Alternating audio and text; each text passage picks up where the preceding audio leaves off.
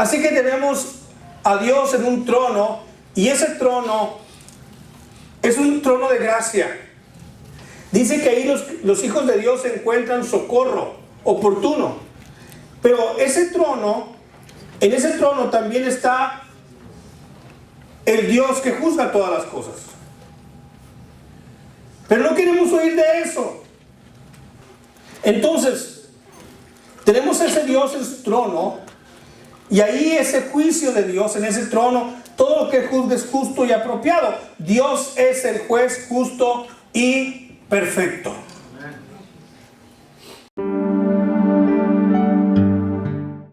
Quiero que vayamos al capítulo 18 de Génesis. Empieza el mensaje. Si usted no puede encontrar Génesis 18, está en problemas.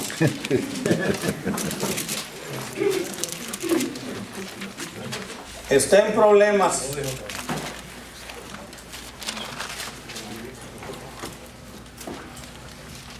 Y encontramos en la historia cuando Abraham intercede por Sodoma, que finalmente no le funcionó. No le funcionó porque el futuro de Sodoma estaba ya definido. El juicio de Sodoma había llegado. Dios había hablado y había dado oportunidad a Sodoma de convertirse, de arrepentirse, pero no lo hizo. Y Dios había tratado con este pueblo por años. Cuando uno lee la historia piensa que Dios le dijo hoy y al otro día ejecutó sentencias. No. Lo que estaba pasando en Sodoma estaba pasando por generaciones. El pecado era generacional. Tenía muchas generaciones donde la moral y vida de Sodoma y Gomorra se había perdido. Y entonces Dios le habla a su siervo y le dice lo que va a hacer. Porque Dios comúnmente hace esto. Lo que va a hacer, lo comunica con los suyos. Nosotros sabemos que Cristo viene por su iglesia y que va a haber un rapto. ¿Y a quién se lo ha comunicado? ¿Y quién lo cree esto? Sus hijos, los suyos. Los que no son suyos no lo creen. Pueden creer cualquier disparate, pueden creer que van a venir naves redondas, ¿verdad? Que giran así, de esa manera, usted los conoce, ¿verdad? Puede creer todo este tipo de cosas. Pero cuando uno le habla la palabra de Dios, no cree. En otras palabras, la gente hasta al diablo le cree menos a Dios.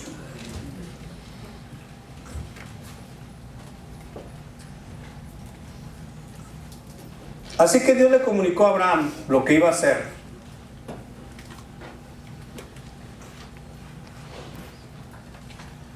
Y pareciera un juego de palabras entre Dios y Abraham, pero no lo era algo bastante serio. Y le dice Abraham a Dios, en el versículo 23. Y se acercó a Abraham y dijo, ¿destruirás también al justo con el impío?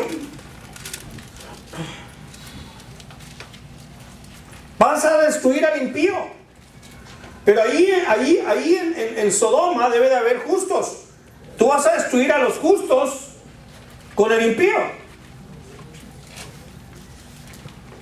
Quizá haya, verso 24, 50 justos dentro de la ciudad. Destruirás también y no perdonarás al lugar por amor a los 50 justos que estén dentro de él. Lejos de ti es el hacer tal que hagan morir al justo con el impío, y que sea el justo tratado como el impío. Nunca tal hagas. El juez de toda la tierra no ha de hacer lo que es justo. Entonces respondió Dios, si hallar en Sodoma 50 justos dentro de la ciudad, perdonaré a todo este lugar por amor a ellos. Y Abraham replicó y dijo, he aquí ahora que he comenzado a hablar a mi Señor, aunque soy polvo y ceniza. Como diciendo, Señor, ya estamos haciendo un trato. Parece que ya tú quieres tratar. Quizá faltarán de 50 justos 5. ¿Destruirás por aquellos 5 toda la ciudad? Y dijo, no la destruiré si hallare allí 45. Y volvió a hablarle y dijo, quizás se hallarán ahí 40. Y respondió, no lo haré por amor a los 40. Y dijo Abraham, no se enoje ahora mi señor, si hablare, quizás se hallarán allí 30. Y respondió, no lo haré si hallare allí 30. Y dijo, he aquí ahora que he emprendido el hablar a mi señor, quizás se hallarán allí 20. No la destruiré por amor a los 20. Y volvió a decir, no se enoje ahora mi señor, si hablare solamente una vez, quizás se hallarán 10 allí. No la destruiré, respondió, por amor a los 10.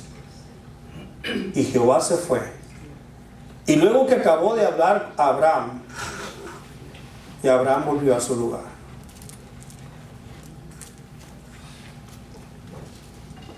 Abraham tuvo la oportunidad de entender cuán justo es Dios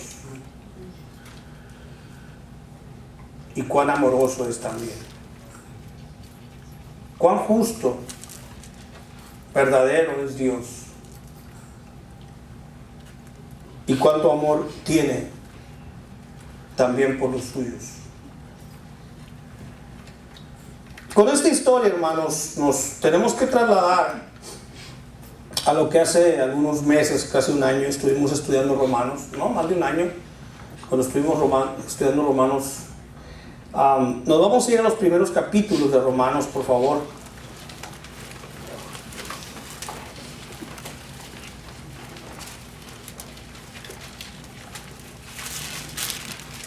Yo le invito a que en su casa esta semana lea de nuevo, varias veces.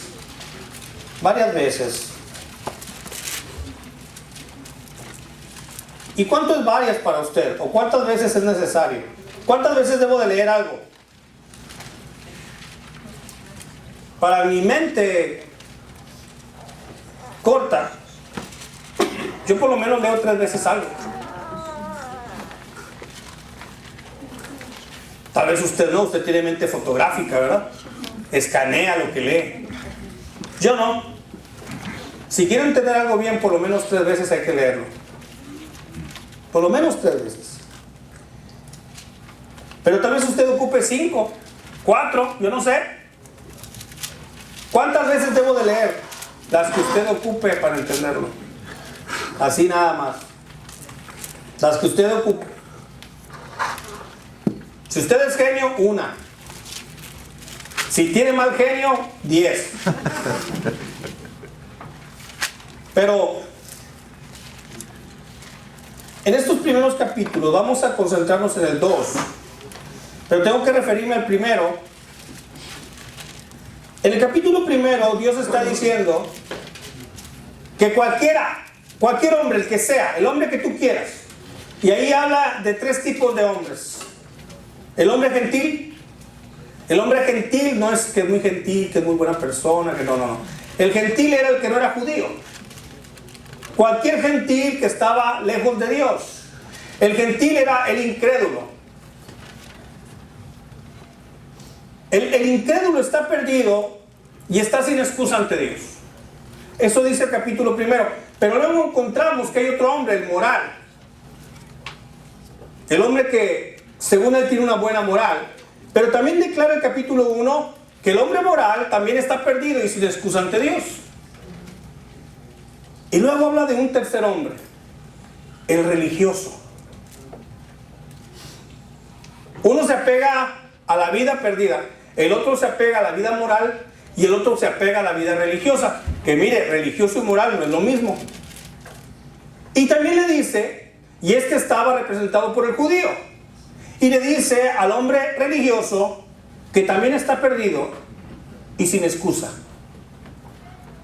Seas entonces gentil, moralista o religioso. El hombre está perdido y sin excusa ante Dios. No importa. Y cuando hablamos de religioso, la religión que tú quieras, incluyendo todas las cristianas. Es religioso, pero solamente es eso. Entonces, encontramos en el capítulo 2 una palabra clave. Y esa palabra clave que encontramos por lo menos en 6 versículos, de los primeros 16 versículos del capítulo 2, donde habla del justo juicio de Dios. No sé cómo se titula su Biblia, pero el título de mi Biblia es El justo juicio de Dios. Y esto habla en los primeros 16 versículos. Y en esto ¿Y por qué estamos tratando esto? Porque estamos hablando de que Dios es juez. El tema que estamos viendo es que Dios es el juez de toda la tierra. Dios es el juez del universo. Dios es el juez de lo visible y de lo invisible. Y ese juez es justo. Y ahí encontramos en estos primeros 16 versículos varios principios, más de 10 principios que debemos de aplicar en cuanto a la justicia de Dios. Pero no los vamos a ver todos, tendríamos que pasar 5 o 6 mensajes, pero vamos a pasar 2. Y de estos más de 10 principios sobre cómo es que Dios juzga o cómo es el juicio de Dios, vamos a ver hoy 3 y la semana próxima 3. De todos estos, lo que creo que son más relevantes. Pero encontramos aquí la palabra clave, una palabra que ya no se quiere usar, que es como un anatema, que es como una palabra maldita, es una palabra, repito, en desuso, es una palabra que nadie quiere oír, y esta es la palabra juicio o castigo.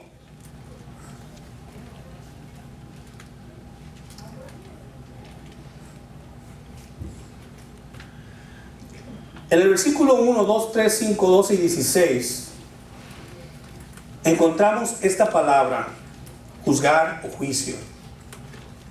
Y mira lo que dice el versículo 1. Cuando hablamos del hombre, vemos al hombre juzgando, por lo cual eres inexcusable, oh hombre, quien quiera que seas tú que juzgas. Pues en lo que juzgas a otro, te condenas a ti mismo, porque tú que juzgas haces lo mismo.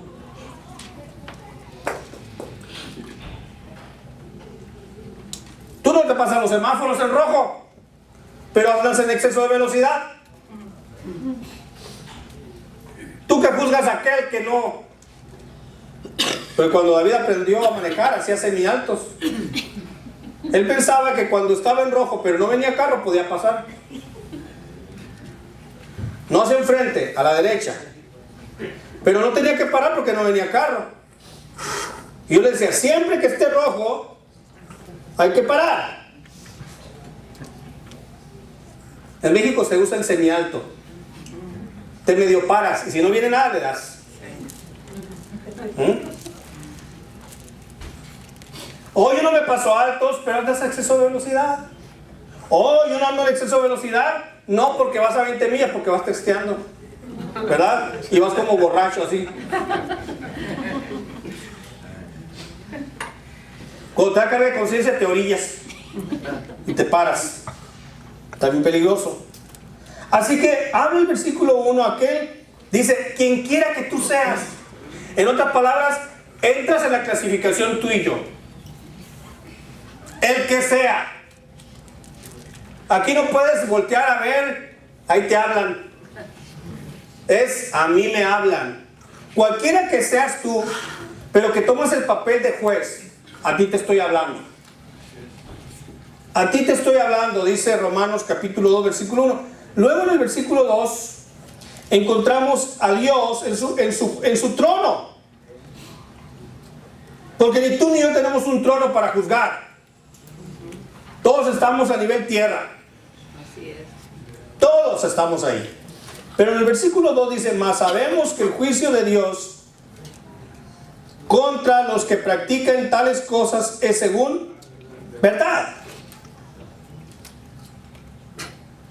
El juicio de Dios. Así que tenemos a Dios en un trono, y ese trono es un gracia. Dice que ahí los hijos de Dios encuentran socorro oportuno. Pero ese trono, en ese trono también está el Dios que juzga todas las cosas. Pero no queremos oír de eso. Queremos oír que ahí está el trono de Dios. Y como alguien leía esta semana, ¿verdad? Algunos quieren ahogar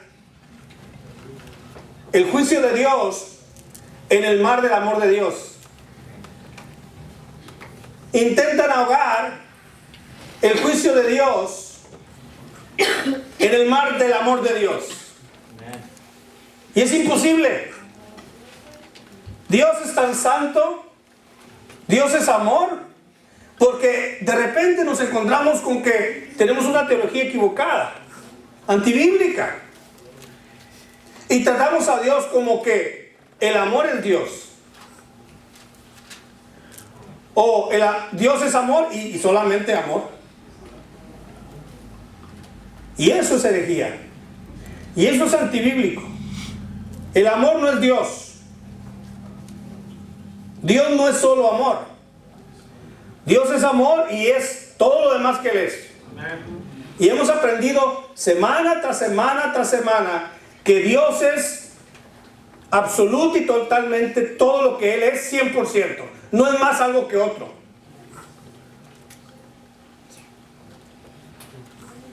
Cada atributo de Dios es perfecto y total. Y lo santo no le quita lo amoroso. Y lo amoroso no le quita lo santo. Y lo amoroso no le quita lo justo. Y lo amoroso no le quita lo soberano. Ni le quita nada. Al contrario. Unos a otros lo que Dios es, los atributos, lo manifiestan con mayor claridad para nosotros. Entonces, tenemos ese Dios en su trono, y ahí ese juicio de Dios en ese trono, todo lo que juzgue es justo y apropiado. Dios es el juez justo y perfecto. Y en estos primeros 16 versículos, que quiero que le pongan mucha atención en su casa, encontramos varios principios de justicia. Y tenemos que hablar de estos principios de justicia para que entendamos mucho mejor ese atributo de Dios, que Él es el único juez y justo. Él es el único juez y justo. Varios atributos hay aquí, varios principios de justicia que aplicar. Entonces, con estos principios podemos entender mejor qué clase de juez es Dios. Porque cuando escucho hablar a la gente, y aún cuando estoy hablando con personas, aún de los que nos llamamos cristianos, muchos manifiestan en su forma de ver y de tratar a Dios como si Dios no fuera justo.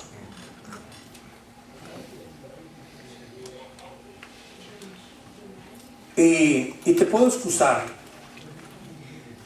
porque no lo conoces bien. Cuando uno no conoce a una persona, por alguna razón secundaria, le inventa atributos. Depende de qué es lo que tu corazón quiere hacer. Si tú quieres alejarte de esa persona, si tú no quieres obedecer a esa persona, si tú no quieres honrar a esa persona, le inventas cosas malas. A lo mejor nunca hablaste con ella, a lo mejor solamente le viste y dices, no, yo creo que esa persona es muy enojona.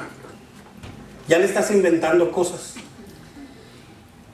No, algunos se van, pero profundamente. Digo, estos tremendos psicólogos o si han de haber podido ser, porque pues yo no sé cómo al ver una persona sentada dicen, esta persona es así, así, así, así. No sé, o no sé qué espíritu tendrán, ¿verdad? Para ver todo eso. Otros por su deseo por un interés secundario, le atributan grandes maravillas a una persona. No, esa persona es así, y es una persona de mucha fe y de mucha visión, y es una persona con mucha unción. Porque esa palabra no sé cómo la manipulamos, ¿verdad? Porque la sacamos del contexto bíblico. Y es una persona así, así. Oye, pero si hablaste 5 minutos, sí, pero es lo que tú quieres ver.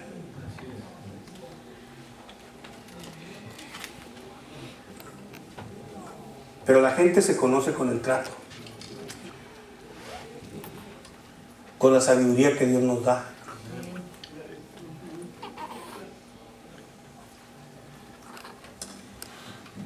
Pero muchos no queremos hacer esto. No queremos hacer esto. Pasa lo mismo con Dios. Créemelo, hermano, si tú no conoces la palabra de Dios como la palabra inspirada de Dios, como el mensaje de Dios para tu vida, no conoces a Dios. Porque para eso Dios nos reveló su palabra, para que lo conocieras. Porque era la mejor manera. En vez de ponerte afuera de tu casa a ver los pajaritos y a las florecitas, que es una manera de ver a Dios, pero no es la mejor manera. En vez de estar escuchando todo el día canciones cristianas, que no tiene nada de malo oír canciones cristianas, pero tú no te metes a la palabra, no vas a conocer a Dios. Si tú solamente te conformas con oír el mensaje del domingo y a través de esto tú quieres conocer a Dios, tú estás conociendo mejor al Dios de la Biblia y cómo lo concibe el que te está enseñando, el que te está predicando. ¿Cómo está conociendo esa persona a Dios? Con todas las influencias que pueda tener. Pero tú tienes que conocer a Dios personalmente y no de oídas.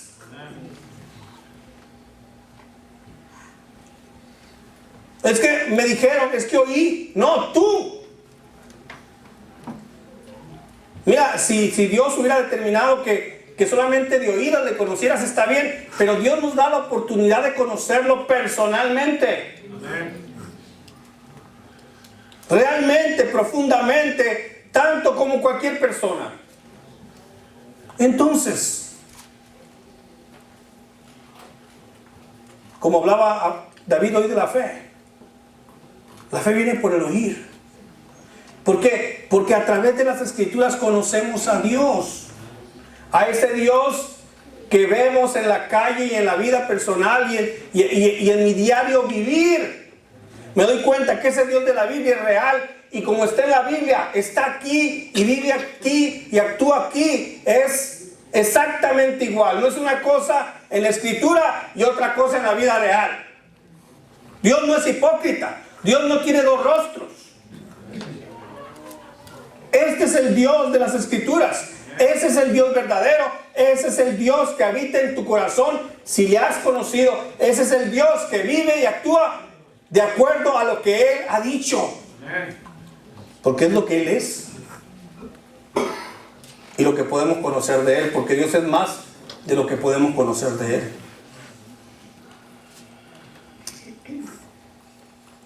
Principio número 1.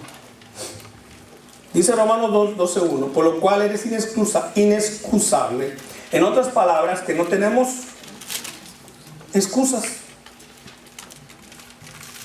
Así que cuando tú y yo nos queremos excusar, es como cuando el niño quiere hablar tonterías. Ustedes no, pero yo sí he oído niños que dicen tonterías. Y adultos también. Y cuando empieza a quererse excusar, le dicen, cállese, no diga nada.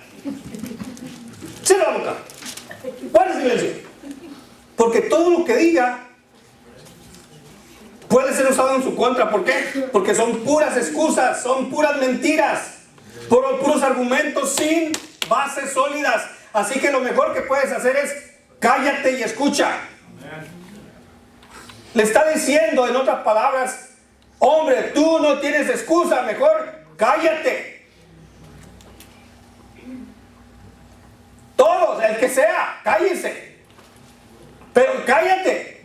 Y cállate. Porque no tienes ninguna excusa. El hombre moral está declarado sin excusa ante Dios. El juez justo.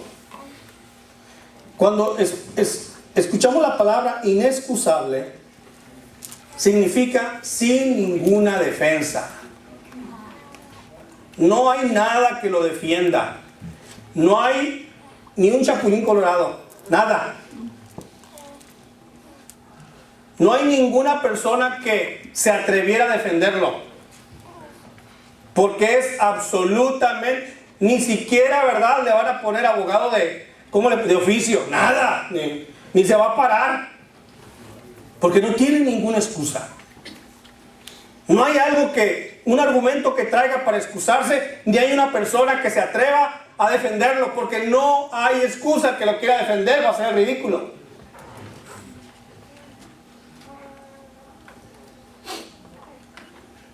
Entonces, si no tiene nada que decir, lo único que puede hacerse es tapársele la boca.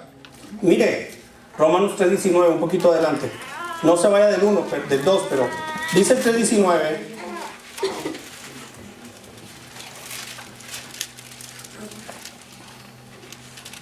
Romanos 3. ¿Lo tienen? Y dice el 19. Pero sabemos que todo lo que la ley dice, lo dice a los que están bajo la ley, para que toda boca se cierre y todo el mundo quede bajo el juicio de Dios. Pero sabemos que todo lo que la ley dice, todo lo que la palabra de Dios dice, lo dice a los que están bajo la ley, hablando de la ley de Moisés, para que toda boca se cierre y todo el mundo quede bajo el juicio de Dios. El hombre es culpable y lo sabe. ¿Tú te has tratado de defender alguna vez de algo que tú sabes que eres culpable?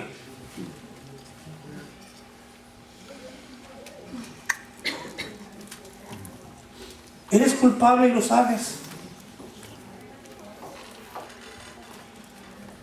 Y cuando esto sucede, más vale no abrir la boca y tratar de excusarse. Este versículo está hablando de la persona que está juzgando a otra. En el versículo 1, que está condenando las acciones de otra persona. Y te pregunto, esta semana ¿hiciste eso? Sí, pero así, así. Pues no me callé. No estamos en posición de juzgar a la gente. Así que una buena cosa que podemos empezar a dejar de hacer es de juzgar a la gente.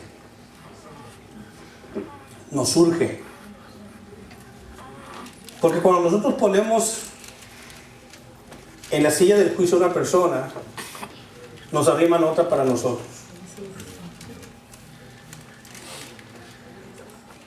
Nos ponen la nuestra. Y está diciendo aquí entonces a la persona que está juzgando a otra, que condena las acciones de otra, que está hablando de la persona moral. Estoy hablando de una persona que tiene discernimiento moral. Porque podemos tener discernimiento moral, debemos de tener discernimiento moral. Y a veces nos defendemos de no juzgar, pero resulta que la palabra de Dios nos juzga. Y nosotros mismos vamos a juzgar en el futuro, pero con el juicio que Dios nos dé. Y con las bases que Dios nos dé. Pero cuando estamos hablando, una persona que tiene discernimiento y emite un juicio moral sobre otro. Y resulta que nos llevamos juzgando en lo que la gente come, en cómo la gente viste, a qué hora se levanta, a qué hora se acuesta, a cómo cuida a los hijos, bla, bla, bla, bla, bla, bla, bla, bla. Una de juzgar. Ya es una práctica. Y ¿sabes qué, hermano? Dios nos está diciendo, no te conviene esta postura. Porque cuando tú entras a juzgar a alguien, tú entras a ser juzgado. Pero qué blandos somos al juzgarnos a nosotros, ¿verdad? Cuando tú te paras delante de un espejo y empiezas a juzgarte, te salen defensas y excusas, pero con una tremenda facilidad. No es que esto, y es que lo otro, y es que allá, y es que acá, y es que mis abuelos, y es que nací en México, no, y es que nací acá. Bueno, excusas. Somos muy blandos con nosotros mismos. Y en cierta manera no está mal. Pero no juzgamos según verdad. Y en vez de estar practicando más el juzgar a otros, que no nos lleva a ninguna cosa más que a malas relaciones, ya que también nos sienten en la silla del juicio, lo mejor que deberíamos de hacer es pedir que Dios revise nuestra vida y que nosotros tengamos mejores pensamientos y juicios sobre nuestra propia vida y nuestras acciones. Y eso significa ser una persona no juzgona, sino juiciosa. Necesitamos ser personas con un mejor discernimiento y juicio. Y dejar de juzgar a otros.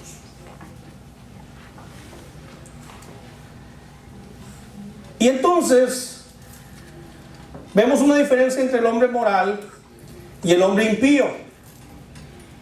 Dice el versículo 32 del capítulo 1 que el hombre impío, el impío es el que aún no quiere la piedad de Dios. Que usted lo fue y yo lo fui, ¿verdad? Yo fui impío, usted también. Yo no tuve la piedad de Dios y usted tampoco. Hasta que un día Dios se apiadó de nosotros. Y entonces dejamos de ser personas impías. Y ahora somos personas que Dios nos ha nombrado de otra manera. Yo te lo voy a decir. Pero el versículo 32 del capítulo 1 dice al final del capítulo 1: quienes habiendo entendido el juicio de Dios. ¿Qué pasó con el juicio de Dios?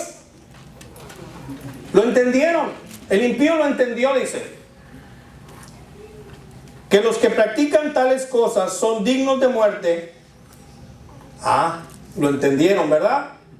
Los que practican esa forma de vivir impía son dignos de muerte. No solo las hacen esos que entendieron, sino que también se complacen con los que las practican. Así que el que está drogándose no le está suplicando a su amigo: por favor, te lo suplico, no te drogues, no vayas a tomar de esta droga, mira, no la uses, no quiero, no. ¿Qué le dice?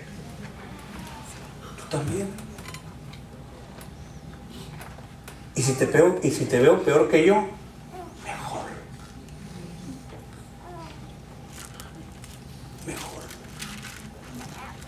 No solamente las practican, sino que se complacen con los que las practican también.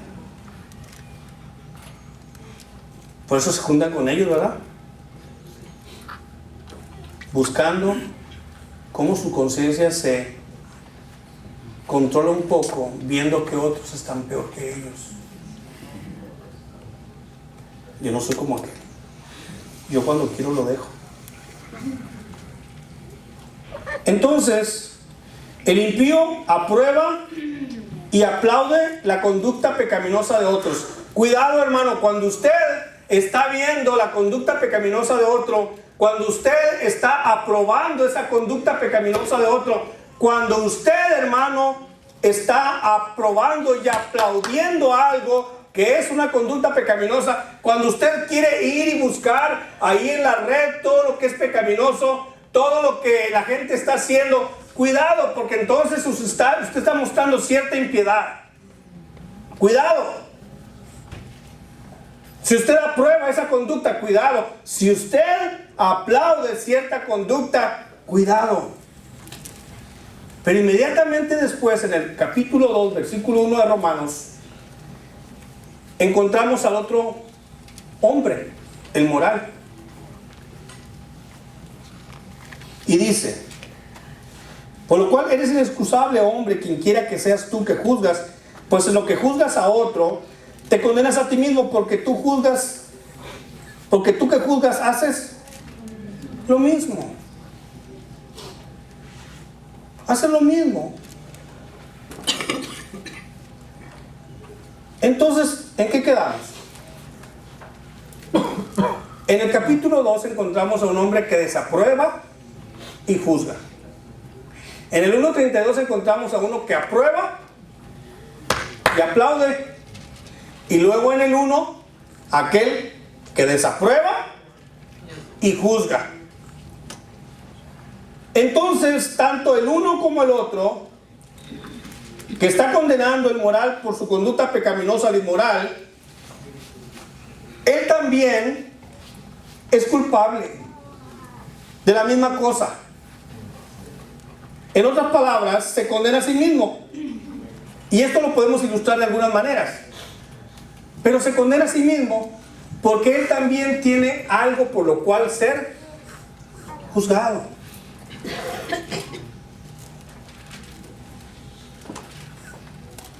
Y el primer lugar donde la gente juzga es en su casa.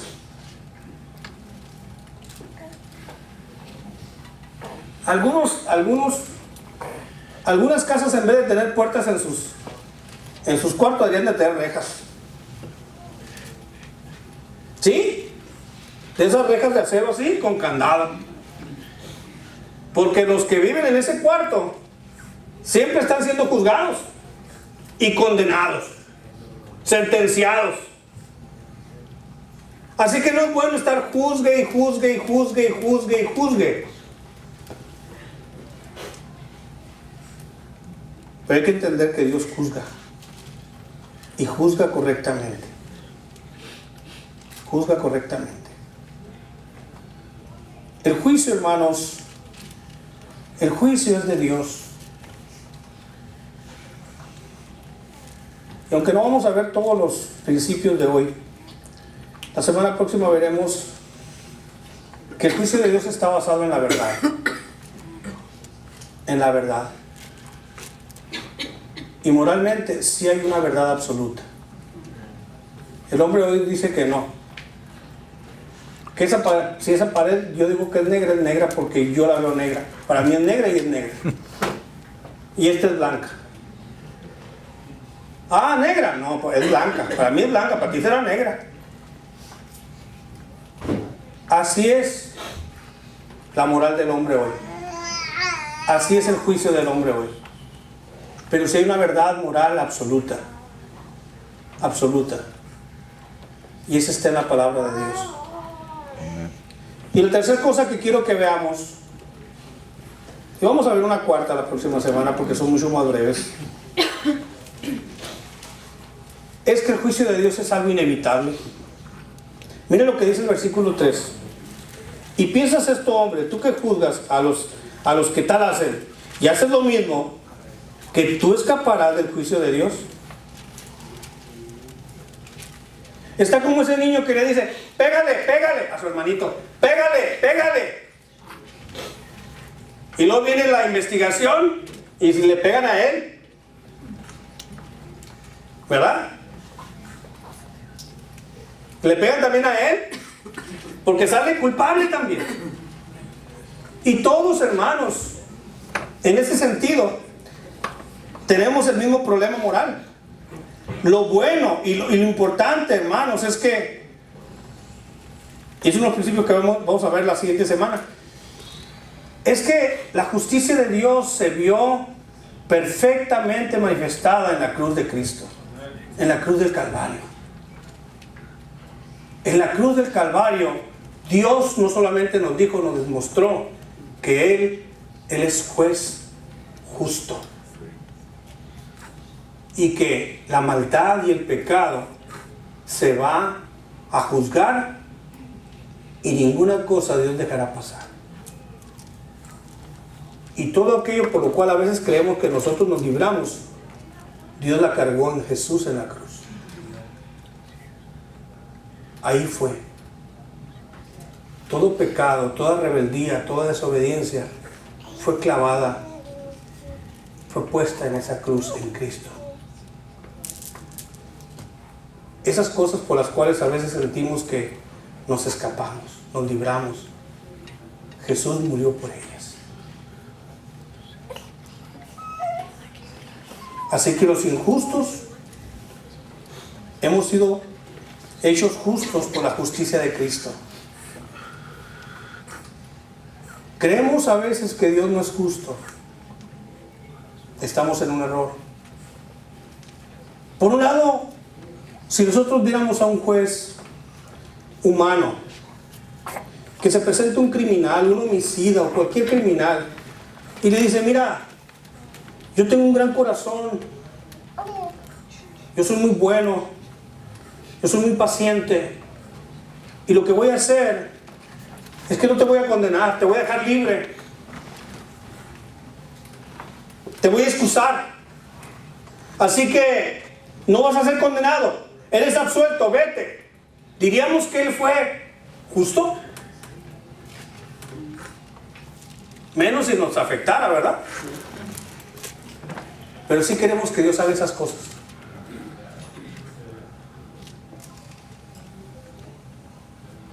Si un juez hace eso, es un juez injusto. Y así queremos que Dios actúe, que sea injusto. Dios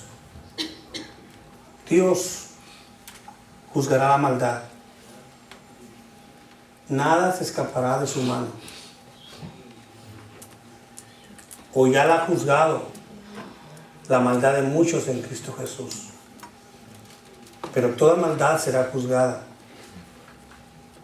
Y Dios retribuirá con bien al que vive en justicia. Eso puede durar una semana. En otros casos un año. Puede durar 10 años. Acaban de soltar a una mujer que tenía 10 años en prisión por un delito que no había cometido. Regularmente la justicia hace bien las cosas, pero de vez en cuando se le va la mano. Pero no tiene todos los elementos la justicia, ni el juez. Dios sí. A veces decimos: ¿por qué a la gente le va tan bien? ¿Y por qué? ¿Sabe desgraciadamente cuál es nuestro pensamiento cuando hablamos de cómo le va bien a la gente? Cosas, dinero, fama. En esas cosas nos fijamos. No nos fijamos si está depresivo, no nos fijamos si anda en drogas, no nos fijamos si está enfermo, no nos fijamos si no puede ni dormir, nos fijamos que sale en la tele, que tiene dinero, y le dice: ¡ay, le va bien! Pensamos que la gente se va a escapar del juicio de Dios. Y nadie se va a escapar, ni usted ni yo. Y Dios va a premiar a los suyos, a los que hacen bien. Lo que pasa es que mucho de esto está reservado para aquel día. Aquel día, hermano, no solamente que a cada quien le va a llegar un día, sino que en la mente y en la escritura de Romanos capítulo 2 está diciendo Pablo que hay un día especial y particular. Hay fecha, y Dios la tiene, donde todo hombre será juzgado. En el mismo día todos serán juzgados. Y hay otro día para los hijos de Dios, donde los hijos de Dios darán cuenta. No es el mismo día. Aquel es el juicio del gran trono blanco. Y donde irán los hijos de Dios a ser juzgados es en el tribunal de Cristo. Ese es otro lugar. Ese es otro tipo de juicio. Y ese es otro día. El juicio del gran trono blanco es donde el hombre será juzgado según sus obras, porque no quisieron la intervención de Cristo. Así que como no serán juzgados a través de Cristo, a través de la cruz, a través del Evangelio, a través del sacrificio, van a ser juzgados según sus obras. Todo hombre. Ese es un juicio condenatorio, porque de él nadie se va a escapar. El otro lugar, el otro juicio, escúchame hermano, es un juicio hereditario. Es un juicio testamentario, donde Dios dará a sus hijos una recompensa. Así como el rey se levantaba en victoria y traía todo lo que había logrado ganar, todo lo que era el botín, y empezaba a llamar a sus generales, y empezaba a llamar a sus soldados, y empezaba a repartirles el botín según la acción de cada uno. Dios repartirá lo que es su testamento entre sus hijos. ¿A cuál juicio irás tú? ¿A cuál juicio irás tú? ¿Al condenatorio? Pero ninguna condenación hay para los que están en Cristo Jesús, porque han pasado de muerte a vida. ¿Qué vas a hacer esta semana?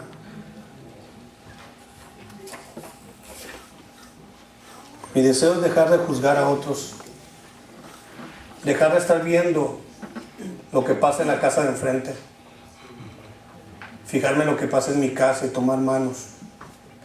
Pedir que Dios, el juez justo, me haga mostrar su justicia y me haga una persona juiciosa para hacer lo que debo de hacer en mi vida y en las vidas de aquellos en los cuales tengo influencia o tengo responsabilidad. Dejar de juzgar a mi compañero de trabajo y juzgar mi acción como trabajador. Dejar de juzgar a mi esposa y juzgarme yo como esposo, y hacer los cambios pertinentes. Dejar de juzgar a mis padres, dejar de juzgar a mis hijos, y hacer lo que debo de hacer como una persona juiciosa, y entender que nadie se puede escapar del justo juicio de Dios. Esperar en Él, dejar de aplaudir lo que no tiene un buen nombre, dejar de aún desear lo que el malo hace. Es hora, dice la Escritura, de que el juicio comience por la casa de Dios. Nosotros tenemos que ser disciplinados en Él y vivir unas vidas justas, porque Dios es justo. Y Dios se complace con aquel que practica la justicia. Dios se complace. Dios le dijo: Israel, tu Dios te pide 3 cosas. Israel, haz justicia. Haz justicia. Practica la justicia, Israel. Ama la misericordia. Y sé humilde ante tu Dios. Esas 3 cosas te piden. Si usted sale este día deseando practicar la justicia que viene de Dios, amar una vida misericordiosa, y esa es una vida práctica en otras personas, y ser humilde ante Dios, estarás caminando en fe y en la dirección de Dios. Ponte de pie y recuerda, Dios es el único juez. ¿Quién quiere ser juzgado esta semana? ¿Quién quiere ir al tribunal? Entonces no juzgue a nadie.